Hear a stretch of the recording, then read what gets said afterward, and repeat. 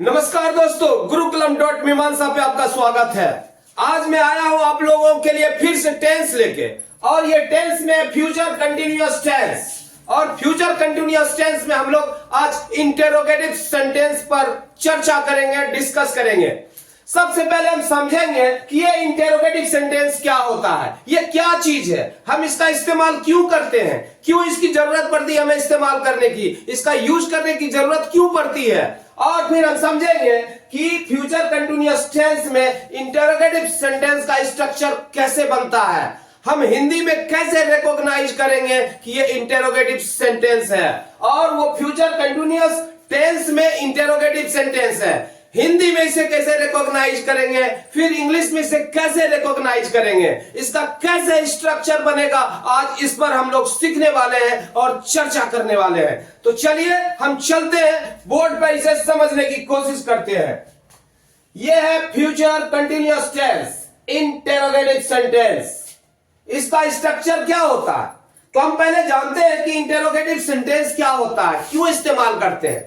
तो interrogative sentence का इस्तेमाल हम लोग सवाल पूछने के लिए करते हैं, क्वेश्चन करने के लिए पूछते हैं, किसी भी चीज के बारे में हम सवाल करते हैं। आप कौन है, इस प्रकार से भी सवाल करते हैं। आप कहां जा रहे हैं, आप क्यों जा रहे हैं, क्या आप जा रहे हैं, क्या आप खा रहे हैं, तो दो प्रकार से सवाल करते हैं। इसीलिए कहता है इंटेरोगेटिव सेंटेंस दो प्रकार के होते हैं, एक होता है यस नो इंटेरोगेटिव सेंटेंस, दूसरा होता है WH interrogative sentence. Yes no interrogative sentence क्या से शुरू होता है, और WH इंटेरोगेटिव सेंटेंस जनरली क्या से शुरू नहीं होता है, लेकिन WH में कुछ कुछ होता है जो हम कौन से शुरू होता है, एक यही है जो हु से शुरू होने वाला होता है, उसमें कौन लगता है।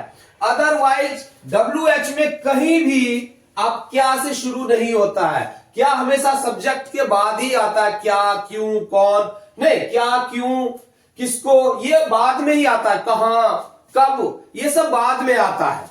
तो खैर यस नो इंटेरोगेटिव सेंटेंस का जवाब कैसे मिलता है, यस नो में ही जवाब मिलता है। हम पूछते हैं ऐसे, क्या आप मोहन क्या तुम जा रहे हो, मोहन क्या जवाब देगा, हाँ मैं जा रहा हूं, तो यस में जवाब, या नहीं जा रहा हूं, ऐसे जवाब देगा। लेकिन अगर मोहन जा रहा है तो हम क्या सवाल पूछेंगे, हो सकता है और भी ज्यादा कुछ पूछे, मोहन क्यों जा रहे हो, तो वो बोलेगा मैं जा रहा हूं कुछ खरीदना है, कुछ बेचना है, या जो है पर्पस बताएगा। दूसरे तरीके से भी पूछ सकते हैं, अरे तुम कहां जा रहे हो, तो जगह के बारे में बताए, अरे तुम कब जा रहे हो, तो टाइम के बारे में बताएगा। इस प्रकार से हम सवाल करते हैं। तो अलग अलग प्रकार से WH में भी हम सवाल करते हैं। तो आइए हम इसे एग्जाम्पल से समझते हैं कि इसका स्ट्रक्चर कैसा होता है।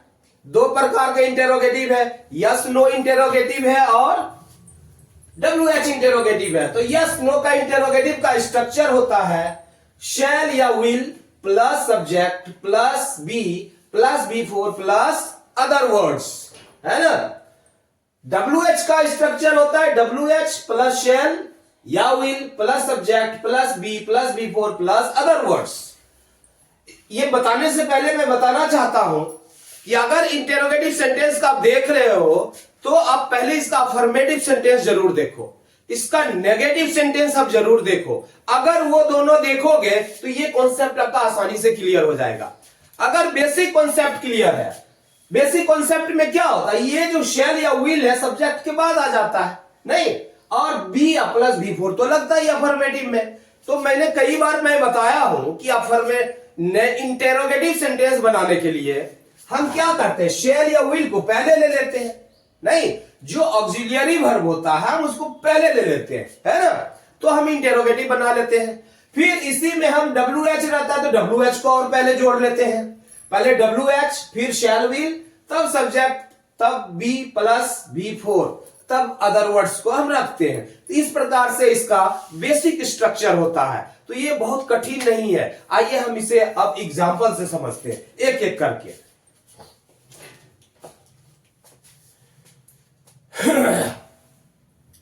क्या मैं पढ़ता रहूंगा, नहीं, क्या मैं पढ़ता रहूंगा या क्या मैं पढ़ रहा हूंगा, ये दोनों एक ही बात है, तो कंफ्यूज नहीं करना है।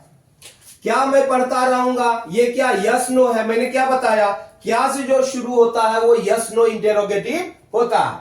तो इसमें हम शैल विल से शुरू करते हैं। आई है सब्जेक्ट हमारा, इसमें क्या लगेगा, शैल का प्रयोग होगा।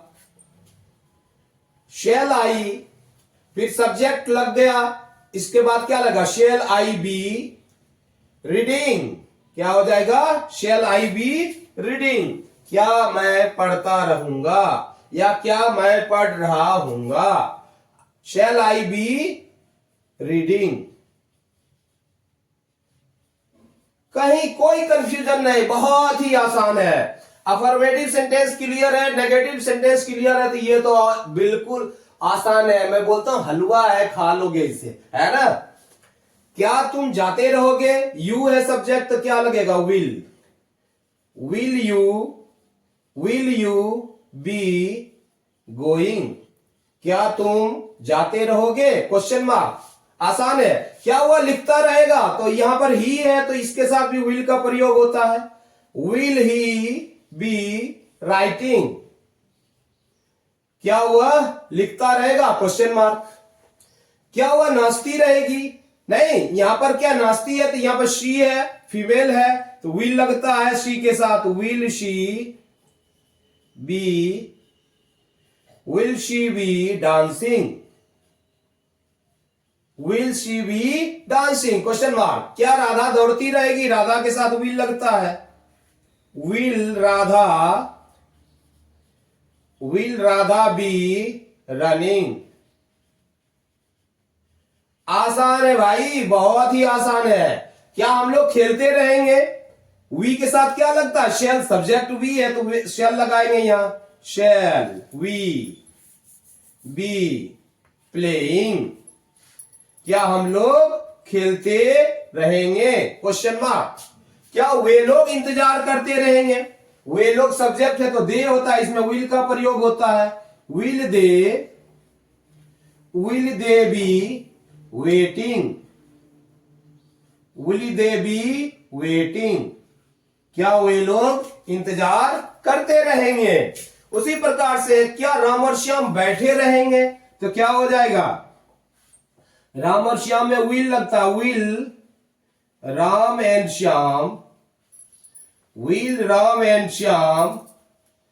फिर क्या है, बी लगाओ, बी, फिर बी फॉर सिटिंग, क्या राम और श्याम बैठे रहेंगे, क्वेश्चन मार्क है, तो ये क्वेश्चन मार्क लगाना है, क्वेश्चन वाला तो क्वेश्चन मार्क तो लगाना ही है।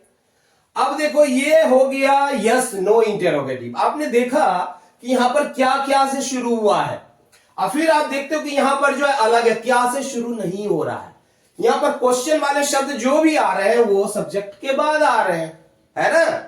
तो इससे भी पता चलता है कि अगर क्या से शुरू हुआ तो यस नो इंटेरोगेटिव है, और अगर क्या वाला इंटेरोगेटिव नहीं है तो वो सारे क्वेश्चन उसके बाद ही आते, क्यों, कब, कैसे, नहीं, कहां, ये सब बाद में आ रहे हैं। आइए इसका स्ट्रक्चर हम लोग देखते हैं। क्या है, WH, मैं क्यों पढ़ता रहूंगा, तो सेम स्ट्रक्चर है, तो हम लोग सिर्फ इसमें क्या ऐड करेंगे, क्यों का वाई, है ना। Y shell I be reading, मैं क्यों पढ़ता रहूंगा, शैल लग गया। यहां देखो सेम स्ट्रक्चर है, सिर्फ क्यों आ गया यहां, तो वाई को पहले ले लिए, WH को पहले जोड़ दिए। तुम क्यों जाते रहोगे, तो इसमें भी क्यों है, तो वाई को पहले लेते हैं। Why will you be going, question mark. आसान है, विल यू बी गोइंग है, यहां पर क्यों आ गया, तो क्या why will you be going, आसान है। वह कब लिखता रहेगा, तो क्या हो जाएगा, व्हेन है, तो यहां पर व्हेन को पहले लेते हैं। When will he be writing, वह कब लिखता रहेगा। बहुत ही आसान है, बेसिक स्ट्रक्चर क्लियर हो गया, तो ये बहुत ही आसान है। वह कब नाचती रहेगी, तो कब का पहले लेते हैं। when will she, when plus जो बेसिक स्ट्रक्चर यस नो का है वही स्ट्रक्चर लेके चलना है। when will When will she be? नाचती रहेगी, डांसिंग। क्या हो जाएगा? डांसिंग। Question mark. वह कैसे दौड़ती रहेगी? तो कैसे है? तो how. How will she be running? How will she be running? वह कैसे दौड़ती रहेगी? राधा कैसे नाचती रहेगी? तो क्या हो जाएगा? How. How will Radha B dancing? Radha कैसे नाचती रहेगी? बहुत ही आसान है। वे लोग कहां इंतजार करते रहेंगे? तो क्या हो जाएगा? Where will they be waiting? वे लोग कहां इंतजार करते रहेंगे, या वे लोग कहां इंतजार कर रहे होंगे? राम और श्याम कहां बैठे रहेंगे? Where Ram and Shyam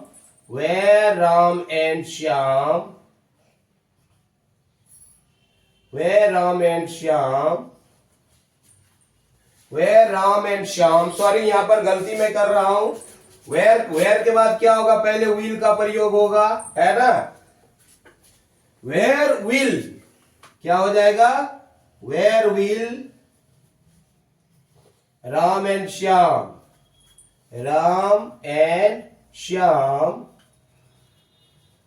where will Ram and Shyam B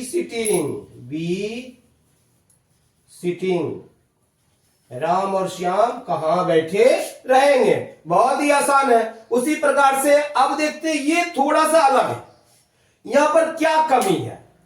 कौन पढ़ता रहेगा? यहां सब्जेक्ट नहीं है, सब्जेक्ट के ऊपर क्वेश्चन किया गया है ना, तो कौन पढ़ता रहेगा?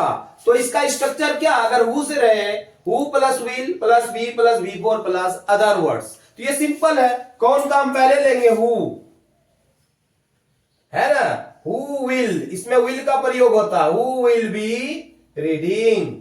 कौन पढ़ता रहेगा या कौन पढ़ रहा होगा? Question mark. बहुत ही आसान है। कौन जाते रहेंगे? क्या होगा? Who will be going? कौन जाते रहेंगे? यहां पर एक क्वेश्चन कर सकते हो, भाई इसमें शैल क्यों नहीं लगाए? पता नहीं है ना सब्जेक्ट क्या है, तो विल लगा देते हैं इसमें, है ना? विल ही लगेगा। Who will be going? कौन जाते रहेंगे? फिर क्या है? वह क्या लिखता रहेगा? अब देखो, ये वर्ड से है। वह क्या लिखता रहेगा? सब्जेक्ट तो है, ऑब्जेक्ट नहीं है। ऑब्जेक्ट के ऊपर क्वेश्चन किया जा रहा है ना? ऑब्जेक्ट को हम जनरली अदर वर्ड्स में ले रहे हैं, लेकिन यहां पर क्वेश्चन इस प्रकार से भी किया जा सकता है इस टेंस के अंतर्गत। तो मैंने ये भी एग्जांपल लिया है ताकि आपको समझ में आ जाए। वह क्या लिखता रहेगा? तो क्या हो जाएगा? व्हाट प्लस शैल या will plus subject plus be plus V4। इसमें ऑलमोस्ट वही स्ट्रक्चर है ना, जो WH वाला है। तो क्या हो जाएगा? व्हाट। उसके बाद वह है, तो उसके साथ क्या लगेगा? What will he be writing? वह क्या लिखता रहेगा? क्वेश्चन पूछा जा रहा है ऑब्जेक्ट के ऊपर। वह क्या गाती रहेगी? ये भी सेम है, तो क्या हो जाएगा?